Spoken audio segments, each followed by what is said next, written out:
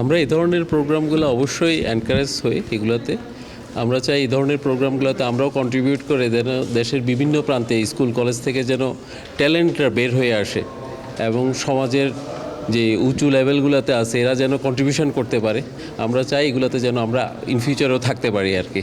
আসলে দেখা যাচ্ছে যে আগে যখন টিভিতে এই ধরনের প্রোগ্রামগুলো হতো তখন দেখা যাচ্ছে যে মাদ্রাসার ছাত্ররা না, সাধারণ স্কুলের ছাত্ররাই এই ধরনের ইয়াগুলোতে পার্টিসিপেট করতো।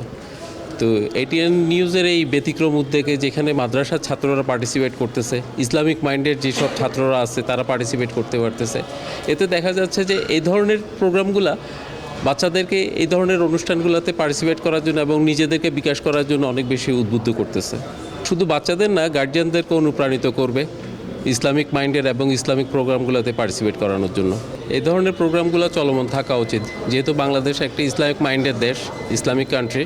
তো স্বাভাবিকভাবে আমরা প্রত্যাশা করব আমাদের পরবর্তী জেনারেশন যেন ইসলামিক মাইন্ডের হয় এবং এই ধরনের প্রোগ্রামগুলো যেন আরও বেশি বেশি করে আমাদের দেশে অনুষ্ঠিত হয়।